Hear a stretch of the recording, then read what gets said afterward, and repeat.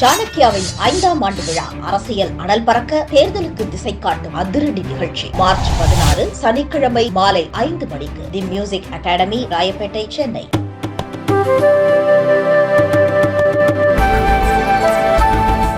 தொழில் நகரான கோவை ஜவுளி, பம்ப் செட், வார்ப்படம், பொறியியல் பொருட்கள் மற்றும் ஆட்டோமொபைல் உதிரி பாகங்கள் உள்ளிட்ட பல்வேறு துறைகளில் சிறந்து விளங்கி வருகின்றது. சமீப காலமாக கோவை மாவட்டம் தகவல் தொழில்நுட்ப துறையிலும் நிலையான வளர்ச்சியை பதிவு செய்து வருகின்றது. ஐடி நிறுவனங்கள் எண்ணிக்கை 744ஆக அதிகரித்திருக்கின்றன. சென்னைக்கு அடுத்து கோவையில்தான் அதிக எண்ணிக்கையில் தகவல் தொழில்நுட்ப நிறுவனங்கள் செயல்பட்டு வருகின்றன. கோவை மாவட்டம் சிறப்பான வளர்ச்சியை பெற இங்குள்ள காலநிலை, உள்கட்டமைப்பு வசதிகள் மற்றும் வாழ்க்கை தரம் உள்ளிட்டவை முக்கிய பங்கு வகிக்கின்றன.